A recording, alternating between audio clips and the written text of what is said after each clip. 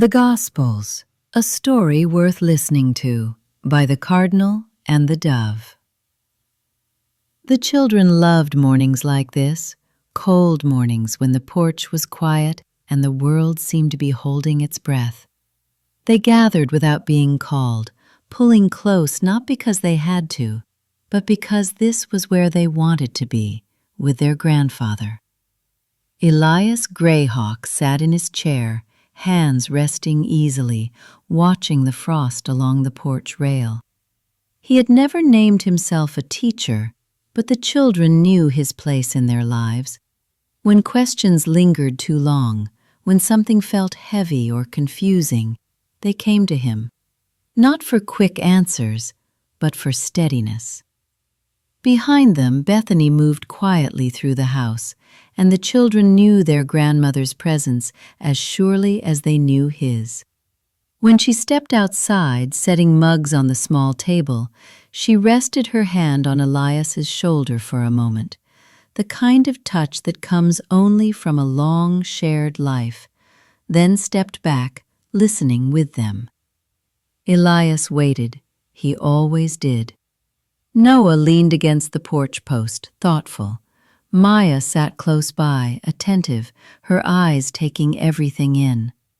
Little Eli traced the edge of frost with his finger, quiet and content. Finally, Elias spoke. "Most families," he said gently, "carry their stories by telling them." The children looked up. "For a long time," he continued, "that's how people remembered what mattered, by speaking it, listening carefully, and passing it on." Eli nodded slowly. That made sense. "But some stories," Elias said, resting his hand on the worn Bible in his lap, "are too important to trust only to memory." He opened it slowly. The life of Jesus mattered so much that God made sure it was written down, not once, but more than once.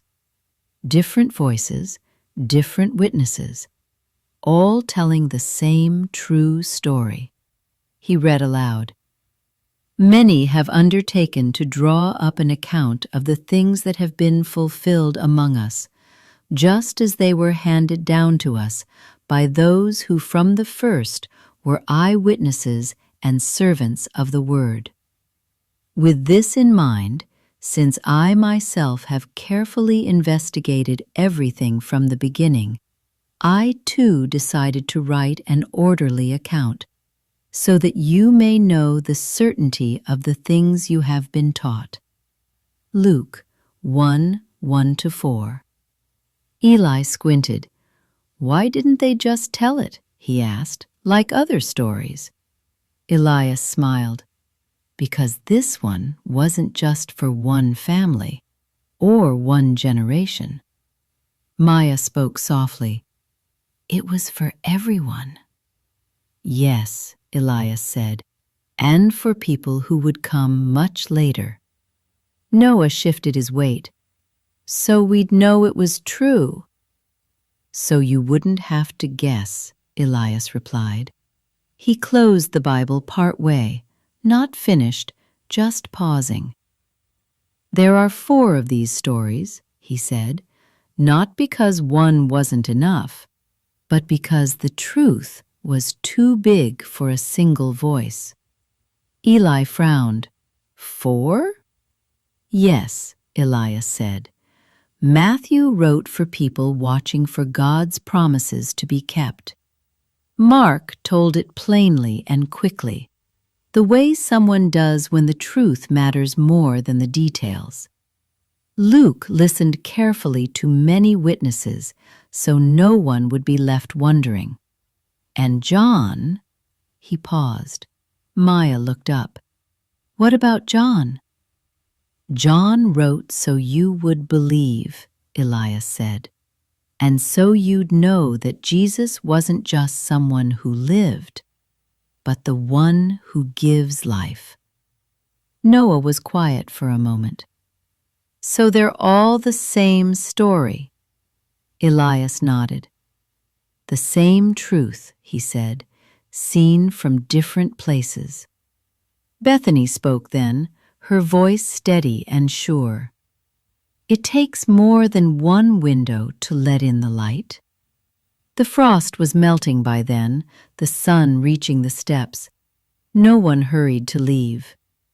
Some stories invite you to listen. Others invite you to live differently. This one does both.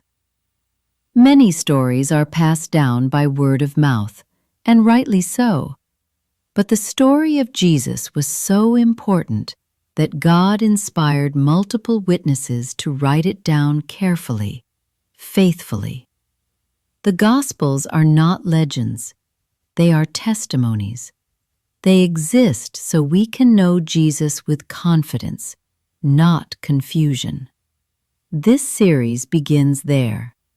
If this story was meaningful to you, please like, subscribe, and share it with someone you love. We're glad you're here.